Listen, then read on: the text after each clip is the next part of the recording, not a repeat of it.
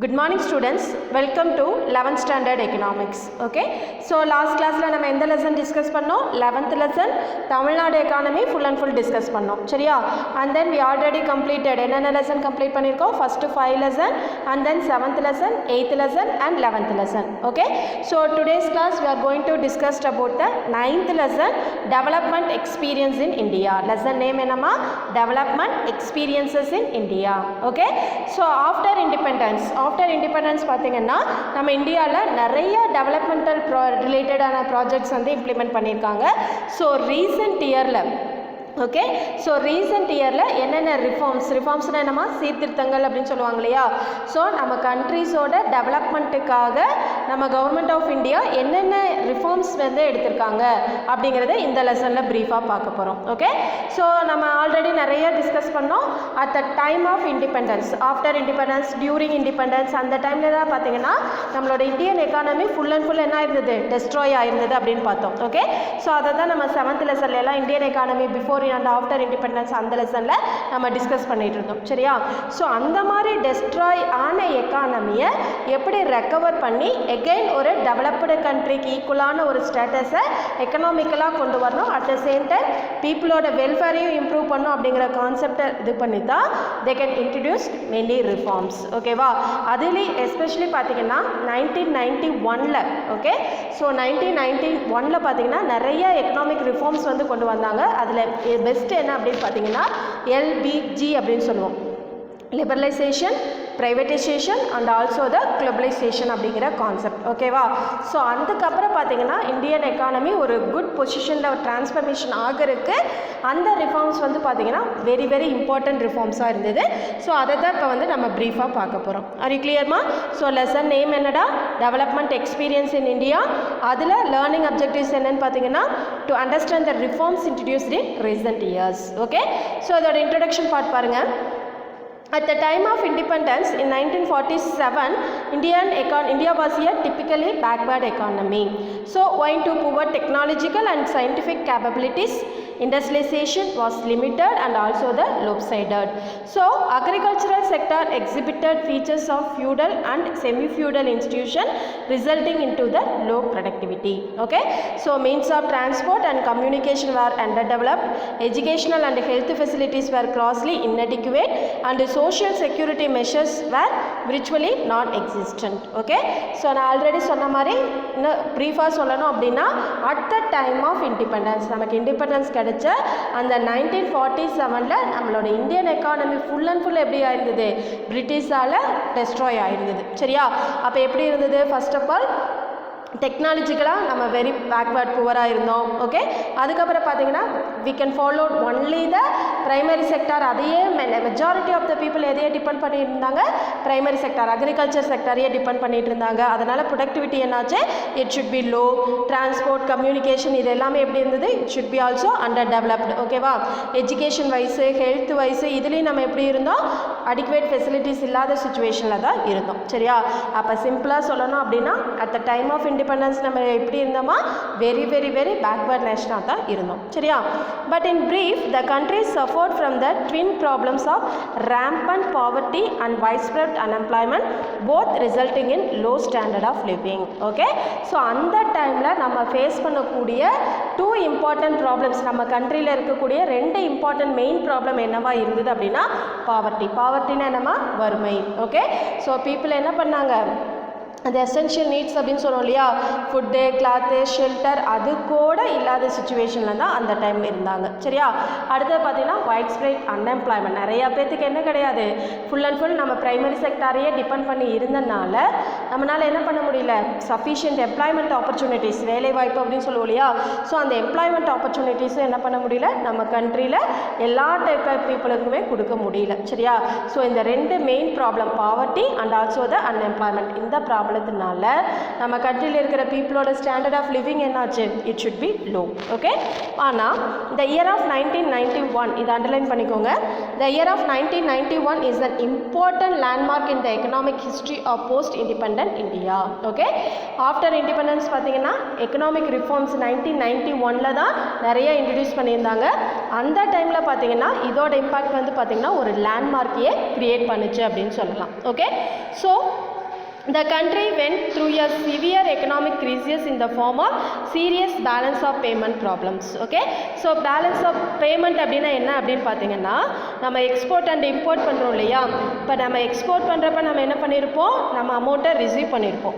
Import பண்ணுறப்ப நம்ம என்ன பண்ணியிருப்போம், அமௌண்ட்டை பே பண்ணியிருப்போம். சரியா, ஸோ அந்த ரெசிப்ட்டுக்கும் பேமெண்ட்டுக்கும் இருக்கிற டிஃப்ரென்ஸை தான் நம்ம என்னன்னு சொல்லுவோம், பேலன்ஸ் ஆஃப் பேமெண்ட் அப்படின்னு சொல்லுவோம். ஓகே, ஸோ அந்த டைமில் பார்த்தீங்கன்னா நிறைய நம்ம என்னாச்சு, எக்கனாமிக் ஒரு கன்ஃபியூஸான சிச்சுவேஷன் வந்து நம்ம கண்ட்ரியில் வந்து இந்த பேலன்ஸ் ஆஃப் பேமெண்ட்டில் கிரியேட் ஆக ஆரம்பிச்சது. Okay, but Indian economy responded to the crisis by introducing a set of policies that is known as structural reforms. Structural அப்படின்னா என்னமா, ஒரு லாங் டைம் ப்ராசஸ் அப்படின்னு சொல்லலாம். ஸ்ட்ரக்சரல் அப்படின்னா என்னது, long time process. Okay, so இந்த மாதிரி ஒரு லாங் டைம் ரிஃபார்ம்ஸ் என்ன கொண்டு வந்தாங்க அப்படின்னா நம்மளோட இந்தியன் எக்கானமி 1991 வந்து இன்ட்ரடியூஸ் பண்ணாங்க. Okay, so these policies were aimed at correcting the weakness and rigidities in the various sectors of economy such as industry, trade, physical என்னடா financial, physical அப்படின்னா என்னது, financial ரிலேட்டடாக இருக்கிற reforms method, and then agriculture. அப்போ எல்லா type of இதுலேயுமே primary sector, agriculture, secondary sector, industry,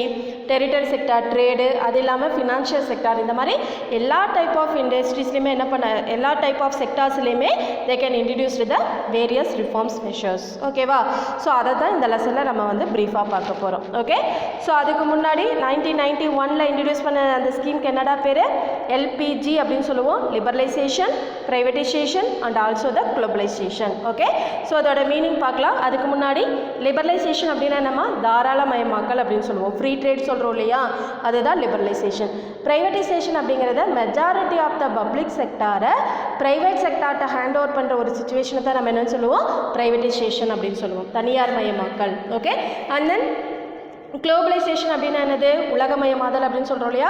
so நம்ம இங்கே ப்ரொடியூஸ் பண்ணுற ஒரு கமாடிட்டி வேர்ல்டில் எந்த இடத்துல போனாலும் அவைலபிளாக இருக்கணும். சேம் லைக் தட் இப்போ சைனாவில் மேக் பண்ணுற ஒரு கமாடிட்டி ஈஸியாக அவைலபிளாக நம்ம இந்தியாவில் கிடைக்கிறது, அந்த மாதிரி. ஓகே, ஸோ அதை தான் நம்ம என்னென்னு சொல்லுவோம், குளோபலைசேஷன் அப்படின்னு சொல்லுவோம், உலகமயமாதல் அப்படின்னு. ஓகேவா, ஸோ இந்த 3 கான்செப்ட் தான் 1991 இன்ட்ரடியூஸ் பண்ண எக்கனாமிக் ரிஃபார்ம்ஸ் அப்படின்னு சொல்லுவாங்க. ஸோ இப்போ இதை வந்து நம்ம ப்ரீஃபாக பார்க்கலாம். ஓகே, ஸோ இது என்னென்னு சொல்லுவோமா, த triple pillars of new economic policy. அதை நல்லா அண்டர்லைன் பண்ணிக்கோங்க. the triple pillars of new economic policy என்னென்ன, liberalization, privatization and also the globalization. okay, first பாரு liberalization.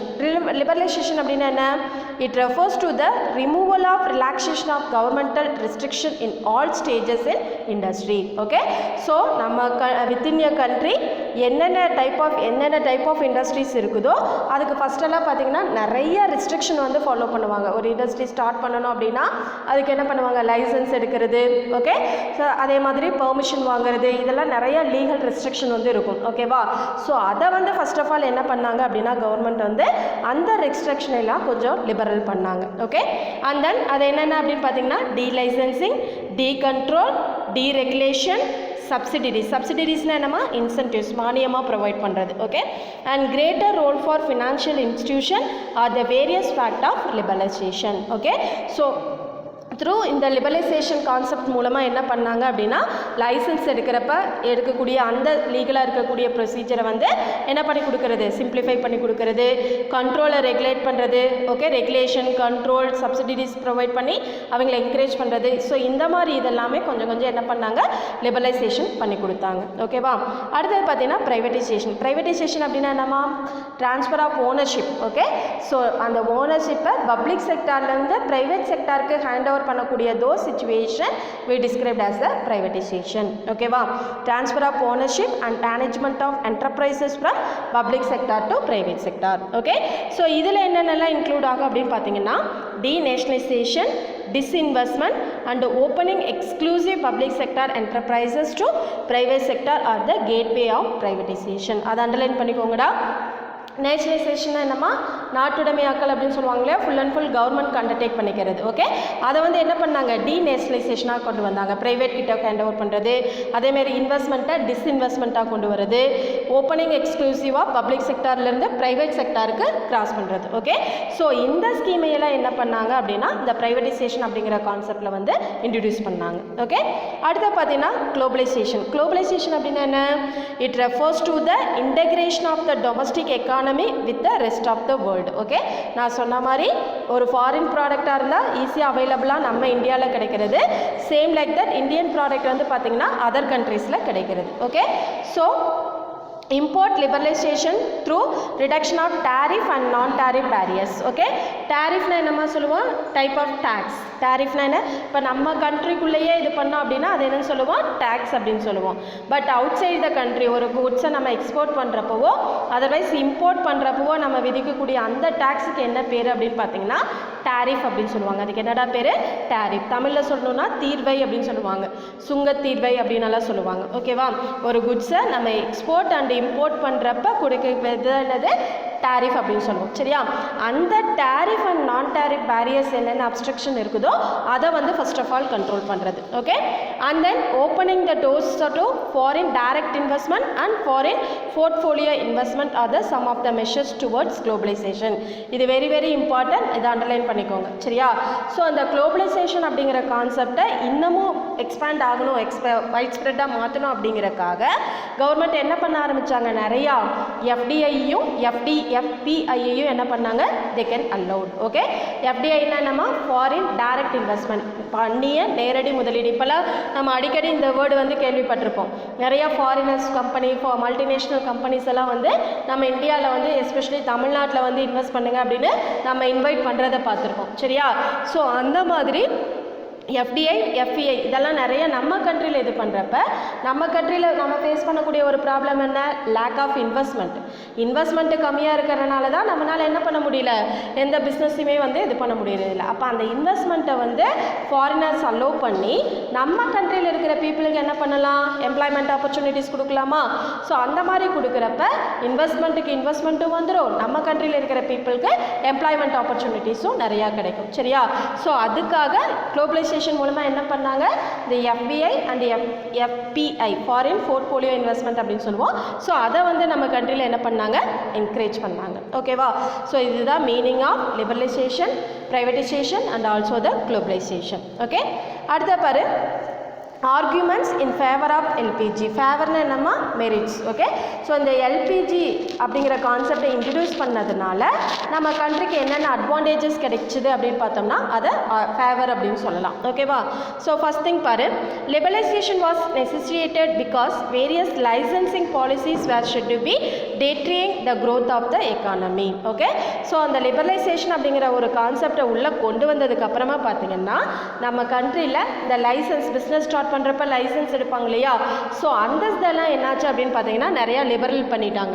ஓகே, தாராளமயமாக்கல் அப்படின்னு சொல்லுவாங்க இல்லையா, அந்த மாதிரி லிபரல் பண்ணனால நம்மளோட எக்கானமியோட க்ரோத் அப்ஸ்ட்ரக்ட் ஆகாமல் தடையில்லாமல் இம்ப்ரூவ் ஆகிறதுக்கு இந்த ஸ்கீம் வந்து என்ன ஆகுது, it should be helpful one. அடுத்தது ப்ரைவேட்டைசேஷனால் நமக்கு என்ன கிடைக்கிது அப்படின்னு பார்த்தீங்கன்னா, it was necessitated because on the belief that private sector was not given enough opportunities to earn more money. Okay, so இன்னமும் கம்பேர் வித் மற்ற பப்ளிக் செக்டாரையே நம்ம இது பண்ணுறப்ப அது ஃபுல் அண்ட் ஃபுல் வெல்ஃபேர் ஓரியன்டாக போயிடும், ப்ராஃபிட் வந்து கொஞ்சம் கம்மியாக இருக்கிற மாதிரி இருக்கும். சரியா, அப்போ இந்த ப்ரைவேட் செக்டாரை நம்ம என்கரேஜ் பண்ணுறது மூலமாக நம்மளோட ப்ராஃபிட்டோட இது என்னாகும், இட் ஷுட் பி இன்க்ரீஸ்ட். ஓகேவா, அடுத்தது குளோபலைசேஷன். இதனால் நமக்கு என்னென்ன அட்வான்டேஜஸ் கிடைக்குது அப்படின்னீங்கன்னா, it was associated because today a developed country can grow without the help of the underdeveloped countries. Okay, so natural and also the human resources of developing country are exploited by the developed countries and the developing economy are used as market for the finished goods of the developed countries. So the surplus capital of the developed countries are invested in the backward economy. So absolute and also the outdated technologies of the developed countries can be easily sold to poor underdeveloped countries. So ultimately the rich countries can grow further at the cost of developing economy. Okay, so இதில் பார்த்தீங்கன்னா இப்போ இருக்கிற modern வேர்ல்டில் பார்த்தீங்கன்னா without help of one country நம்ம வந்து self டிபெண்டடாக இப்போ இருக்கிற மாடர்ன் வேர்ல்டில் இருக்கவே முடியாது. ஒரு கண்ட்ரி கண்டிப்பாக இன்னொரு கண்ட்ரி என்ன பண்ணி ஆகணும், டிபெண்ட் பண்ணி தான் இருந்தாங்கணும். சரியா? இப்போ ரா மெட்டீரியல்ஸ் எல்லாம் பார்த்தீங்கன்னா நேச்சுரலாகவே ஓகே, ஹியூமன் ரிசோர்ஸும் சரி அதர்வைஸ் நேச்சுரல் ரிசோர்ஸஸும் சரி அந்தந்த கண்ட்ரியில் மட்டும்தான். ஃபார் எக்ஸாம்பிள் இப்போ பெட்ரோலியம் பார்த்தீங்கன்னா அது அவைலபிள் அப்படின்னு பார்த்தீங்கன்னா ஒரு சர்டன் ரீஜன்ஸில் மட்டும்தான் கிடைக்கும். சரியா? அப்போ அதுக்காக மற்ற கண்ட்ரிஸ் எல்லாம் யாரை டிபெண்ட் பண்ணியிருப்பாங்க, அந்த பர்டிகுலர் கண்ட்ரியை வந்து டிபெண்ட் பண்ணி இருப்பாங்க. அப்போ இப்போ இருக்கிற மாடர்ன் வேர்ல்டில் ஒரு கண்ட்ரி இன்னொரு கண்ட்ரி என்ன பண்ண முடியாது, டிபெண்ட் பண்ணாமல் இருக்கவே முடியாது. சரியா? அது போத் ஹியூமன் ரிசோர்ஸஸாக இருக்கலாம் அதர்வைஸ் நேச்சுரல் ரிசோர்ஸஸாக இருக்கலாம். ஒரு சில country population wise human resources அதிகமாக இருக்கும், ஒரு சில கண்ட்ரி நேச்சுரல் ரிசோர்ஸஸ் வந்து அதிகமாக இருக்கும். சரியா? ஸோ அந்த மாதிரி சுச்சுவேஷனில் டெவலப்டு கண்ட்ரி ஒரு சில ரீசனுக்காக டெவலப்பிங் கண்ட்ரிஸையும் டெவலப்பிங் கண்ட்ரி டெவலப்டு நேஷன்ஸையும் டிபெண்ட் பண்ணி இருந்தே ஆகணும். சரியா? அப்போ அந்த சர்ப்ளஸ் கேபிட்டல் என்ன பண்ணுறாங்க அப்படின்னா the surplus capital of the developed countries are invested in the backward economy. அப்போ டெவலப்பிங் கண்ட்ரியில் இருக்கக்கூடிய டெவலப்டு கண்ட்ரீஸில் இருக்கக்கூடிய அந்த எக்ஸஸ் சர்ப்ளஸ் கேபிட்டலை அவங்க எங்கே இன்வெஸ்ட் பண்ணுறாங்க, நம்ம இந்தியா மாதிரி டெவலப்பிங் நேஷனில் வந்து இன்வெஸ்ட் பண்ணுவாங்க. சரியா? ஸோ அந்த மாதிரி சுச்சுவேஷனில் அப்சல்யூட் அண்ட் அவுடேட்டட் டெக்னாலஜின்னு என்னென்னா வழக்கத்தில் இல்லாத traditional method of technology. Okay, அப்போ அந்த கண்ட்ரி ஈஸியாக என்னாகும், டெவலப்டு கண்ட்ரி வந்து நம்ம புவர் கண்ட்ரியில் வந்து அதிகமாக சேல்ஸ் பண்ணிடுவாங்க. சரியா? அப்போ இதனால் யாருக்கு அதிகமாக பெனிஃபிட் அப்படின்னு பார்த்தீங்கன்னா கண்டிப்பாக டெவலப்டு நேஷனுக்கு தான் அதிகமான benefit. Okay, so ultimately the rich countries can grow further at the cost of developing economy. அப்போ டெவலப்பிங் எக்கானமியை யூஸ் பண்ணி டெவலப்டு எக்கானமிஸ் என்ன பண்ணுறாங்க, இன்னமும் அதிகமாக ஃபர்தராக இம்ப்ரூவ் ஆகிட்டே இருக்கிறாங்க. சரியா? ஸோ இது வந்து பார்த்திங்கன்னா ஆர்குமெண்ட் ஃபேவர்ஸ். ஓகே, எல்பிஜினால் கிடைக்கக்கூடிய அட்வான்டேஜஸ் அப்படின்னு சொல்லலாம். ஓகே, ஸோ இவ்வளோ அட்வான்டேஜஸ் இருந்தாலும் இதனால் சில டிஸ்அட்வான்டேஜஸும் இருக்குது. ஸோ அது என்னென்ன அப்படின்னு பார்க்கலாம். Arguments against LPG. ஓகே, பாரு, liberalization measures when effectively enforced favor an unrestricted entry of foreign companies in the domestic economy. So such as entry prevents the growth of local manufacture. இது very ஒரு important point. Okay, நம்ம liberalisation அதிகமாக பண்ண free ட்ரேடை பண்ண பார்த்தீங்கன்னா நிறைய foreign companies என்ன பண்ணிடுவாங்க, இங்கே உள்ளே வந்துடுவாங்க. ஏன்னா லைசன்ஸ் வந்து ஈஸியாக வாங்கிடலாம், யார் வேணாலும் எந்த இடத்துல வேணாலும் என்ன டைப் ஆஃப் ப்ராடக்டை வேணாலும் ப்ரொடியூஸ் பண்ணிடலாம். ஸோ இந்த மாதிரி லிபரலைசேஷன் அதிகமாக கொடுக்க ஃபாரின் கண்ட்ரி என்ன பண்ணுவாங்க, சீப்பான ப்ராடக்ட் வந்து இங்கே ப்ரொடியூஸ் பண்ணிடுவாங்க கம்மியான ரேட்டில். ஓகே, அதனால் லோக்கல் மேனுஃபேக்சர்ஸ் என்ன ஆவாங்க, அஃபெக்ட் ஆக ஆரம்பிச்சிருவாங்க. ஓகே, இது லிபரலைசேஷனால் நமக்கு கிடைக்கக்கூடிய டிஸ்அட்வான்டேஜ். ப்ரைவேட்டைசேஷனால் அப்படின்னு பார்த்தீங்கன்னா privatisation measures the favour to continuous of the monopoly power. Okay, so ஒரு இப்போ நம்மளே ரீசெண்டாக பார்த்துருப்போம். ஓகேவா, நம்மளோட இந்தியன் எக்கானமியில் ஒரு நியர்லி ஒரு 60 to 70% ஆஃப் த இன்கம் யார்கிட்ட இருக்கும் அப்படின்னு பார்த்தீங்கன்னா ஒரு 20 மெம்பர்ஸ். ஓகே, அந்த 20 குரூப் ஆஃப் பீப்புள் கிட்ட மட்டும்தான் இருக்கும். ரிமைனிங் ஒரு 30 to 40% தான் ரெஸ்ட் ஆஃப் த பீப்புள் பாப்புலேஷன்லேயே நம்ம இது பண்ணுவோம். அப்படி கிரியேட் ஆக பார்த்தீங்கன்னா it creates the monopoly power. Okay, மோனோபோலியை வந்து கிரியேட் பண்ண ஆரம்பிச்சிடும். ஓகே, அப்படி கிரியேட் பண்ணுறப்ப only the powerful people can sustain the business market. Social justice can not be easily established and maintain. As a result disparities tend to widen among the people and among the region. Okay, so இப்படி இதாகிறப்ப monopoly entire 100% of the பீப்புளில் கண்ட்ரியோட national income only 20% of the பீப்புள்கிட்ட இருக்கிறப்ப அந்த 80% of the பீப்புளோட மார்க்கெட்டையும் decide பண்ணக்கூடிய rights யாருக்கு வந்துடும், இந்த 20% ஆஃப் த பீப்புளுக்கு வந்துடும். சரியா? அப்படி இது பண்ணுறப்ப டிஸ்பேரிட்டிஸ்னால் என்னமா, பாகுபாடு, பிரிவினை அப்படின்னு சொல்லுவோம் இல்லையா. ரிச் வந்து என்ன ஆகிட்டே போவாங்க, rich become a richer and poorer become a poorer. அந்த மாதிரி ஒரு சிச்சுவேஷன் வந்து எக்கனாமிக் டிஸ்பேரிட்டிஸ் வந்து என்னாக ஆரம்பிச்சிடும், கிரியேட் ஆக ஆரம்பிச்சிடும். ஓகேவா, இது எதனால், ப்ரைவேட்டைசேஷனால். அடுத்தது குளோபலைசேஷனால் என்னென்ன டிமெரிட்ஸ் டிஸ்அட்வான்டேஜஸ் அப்படின்னு பார்த்தீங்கன்னா as a globalization measures tend to integrate all economies of the world and bringing them all under one umbrella, but they pave the way for redistribution of economic power at the world level. Only the already well developed countries are favored in this process and the welfare of less developed countries will be neglected. Okay, so the economic crises of the developed countries are easily spread to the developed developing economies through trade. நான் already சொன்னேன் இல்லையா? So இந்த liberalisation அப்படிங்கிற concept யாருக்கு full and full ஃபேவராக இருக்கும் அப்படின்னு பார்த்தீங்கன்னா only developed nation. Developed country again and again develop ஆகிட்டே இருப்பாங்க. அவங்களோட ரா மெட்டீரியல்ஸ் எல்லாம் இவங்களுக்கு பாஸ் பண்ணி ஃபினிஷ்டு ப்ராடக்டாக மாற்றி அகெயின் அவங்க யூஸ் பண்ணிக்குவாங்க. அவுடேட்டட் டெக்னாலஜிஸ் எல்லாமே யாருக்கு போயிடும்? புவர் கண்ட்ரீஸ்க்கு போயிடும். ஓகேவா? அப்போ வேர்ல்டு லெவலில் என்னாகும்? எக்கனாமிக் டிஸ்பாரிட்டிஸ் வந்து கிரியேட் ஆக ஆரம்பிச்சிடும். ஓகே, ஸோ இதெல்லாம் என்னமா ஆர்கியூமெண்ட் எகெயின்ஸ்ட் எதுக்கு? நம்ம எல்பிஜி அப்படிங்கிற கான்செப்ட்டுக்கு. Okay, the following are the major changes of the 1991 இந்த எக்கனாமிக் ரிஃபார்ம்ஸ் வந்ததுக்கப்புறம் என்னென்ன சேஞ்சஸ் வந்தது அப்படின்னு பார்த்தீங்கன்னா foreign exchange reserve started rising. அந்த எக்ஸ்சேஞ்ச் ரேட், ஃபாரெக்ஸ் ரேட் அப்படின்னு சொல்லுவோம் இல்லையா? Import and export policies. Okay, நம்ம கொடுக்குற ரெசிப்ட்டுக்கும் நம்ம பே பண்ணுற பேமெண்ட்டுக்கும் இருக்கிற அந்த டிஃப்ரென்ஸ் ஒன்றும் இல்லையா? அந்த ஃபாரின் எக்ஸ்சேஞ்ச் ரிசர்வ்ஸ் என்னாக ஆரம்பிச்சது? It should be increased. Okay, அடுத்தது இண்டஸ்ட்ரியலைசேஷன். லிபரலைசேஷன் பண்ணதுனால, ப்ரைவேட்டைசேஷன் பண்ணதுனால நிறைய இண்டஸ்ட்ரியலைசேஷன் கான்செப்ட் வந்து இன்க்ரீஸ் ஆச்சு. அது மூலமாக நமக்கு என்னாச்சு? எம்ப்ளாய்மெண்ட் ஆப்பர்ச்சுனிட்டிஸ் இம்ப்ரூவ் ஆச்சு. The pattern of consumption started improving. Consumption level ஒரு கண்ட்ரியில் நல்லா நோட் பண்ணிக்கோ, ரியல் இன்கம் இன்க்ரீஸ் ஆகணும் அப்படின்னா அந்த கண்ட்ரியோட கன்சப்ஷன் ஃபஸ்ட்டு இன்க்ரீஸ் ஆகணும். கன்சப்ஷன் அதிகமானா தான் நம்ம அதுக்கு தகுந்த மாதிரி ப்ரொடக்ஷனை இம்ப்ரூவ் பண்ண முடியும். சரியா? அப்போ ஆட்டோமேட்டிக்காக எம்ப்ளாய்மெண்ட் அதிகமாகும். மறுபடியும் எகைன் அண்ட் அது ரீசைக்கிள் மாதிரி வந்துக்கிட்டே இருக்கும். ஓகே, ஸோ இதனால் கன்சப்ஷன் லெவல் என்னாக ஆரம்பிச்சது? இம்ப்ரூவ் ஆக ஆரம்பிச்சது. ஓகே, அடுத்தது இன்ஃப்ராஸ்ட்ரக்சர் ஃபெசிலிட்டிஸ், உள்கட்டமைப்பு வசதிகள் அப்படின்னு சொல்லுவோம் இல்லையா? Express highways, metro railways, flyover and airport இதெல்லாம் என்னாக ஆரம்பிச்சது? எக்ஸ்பேண்ட் ஆக ஆரம்பிச்சது த்ரூ குளோபலைசேஷனால். ஓகே, பட் இதனால் லோக்கல் பீப்புள் வந்து என்ன ஆகினாங்க? It should be affected always. ஓகேவா? So the benefit of this growth in some sector have not been reached the marginalized sections of the community, but moreover the process of development has generated serious social, economical, political, demographic and ecological issues and challenges.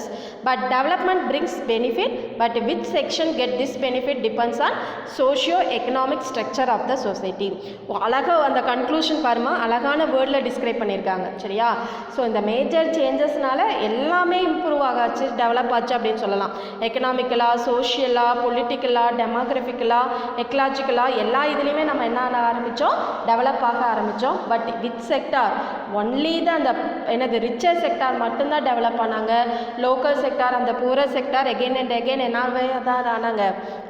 Under development அப்படிங்கிற இதுலேயே தான் இருந்தாங்க. Okay, so despite all these initiatives in the Indian economy, a large section of the people of India continue to face basic economic problems such as poverty, unemployment, discrimination. Discrimination என்னமா? பாகுபாடு, பிரிவினை அப்படின்னு சொல்லுவாங்க இல்லையா? ரிச்சராகவே இருக்கிறது, புவராகவே இருக்கிறது. சோஷியல் எக்ஸ்க்ளூஷன், டிப்ரிவேஷன், பசி, பட்டினி அந்த மாதிரி சொல்லுவாங்க இல்லையா? Poor health care, rising inflation. Inflation என்னமா? ப்ரைஸ், எல்லா ப்ராடக்டோட ப்ரைஸும் இன்க்ரீஸ் ஆகி மணி வேல்யூ டிக்ரீஸ் ஆச்சுன்னா அதை தான் நம்ம இன்ஃப்ளேஷன் அப்படின்னு சொல்லுவோம். அப்போ ப்ரைஸ் ஆஃப் த கமாடிட்டி என்னாக ஆரம்பிச்சது? It should be increased. Agricultural stagnation என்னமா? தேக்க நிலை. ஓகே, டவுன் ஆகிறது. ஃபுட் இன்செக்யூரிட்டி, எல்லா இப்போ கண்ட்ரியில் இருக்கிற எல்லா டைப் ஆஃப் பீப்புளுக்குமே ஃபுட் செக்யூரிட்டி கொடுக்காம எடுக்கிறது. மைக்ரேஷன், லேபர் மைக்ரேஷன் என்ன? பீப்புள் வந்து எம்ப்ளாய்மெண்ட்டுக்காகவோ எஜுகேஷனுக்காகவோ they can move from one place to another place. அப்போ migration inside the country, outside the country also என்னாக ஆரம்பிச்சது? இன்க்ரீஸ் ஆக ஆரம்பிச்சது. And then, however, for this problem, government policies alone cannot be blamed, as new institutional economics suggest the values, beliefs, norms, etc. of the individuals also matter.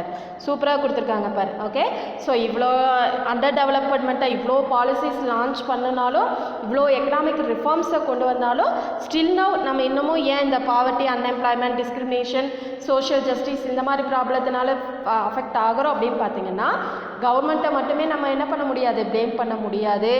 ஒவ்வொரு இண்டிவிஜுவலோட அந்த social values, beliefs, norms அப்படியே addict ஆகிறது. Okay, ஒரு new டெக்னாலஜியை வந்து accept பண்ணாமல் இருக்கிறது. So இந்த மாதிரி சில இண்டிவிஜுவல் கேசஸ்னாலையும் நம்ம என்ன ஆகலை? இன்னும் இந்த டெவலப்டு அப்படிங்கிற ஒரு இதை வந்து அச்சீவ் பண்ண முடியல அப்படின்னு சொல்லலாம். சரியா? ஆர் யூ கிளியர்மா? ஸோ இன்றைக்கி கிளாஸ் என்ன பார்த்தோம்? டெவலப்மெண்ட் எக்ஸ்பீரியன்ஸ் இன் இந்தியாவில் எல்பிஜியோட மீனிங், அதோட ஃபேவர் அண்ட் என்னது ஆர்கியூமெண்ட்ஸ் வந்து ப்ரீஃபாக டிஸ்கஸ் பண்ணோம். ஆர் யூ கிளியர்டா? தேங்க்யூம்மா.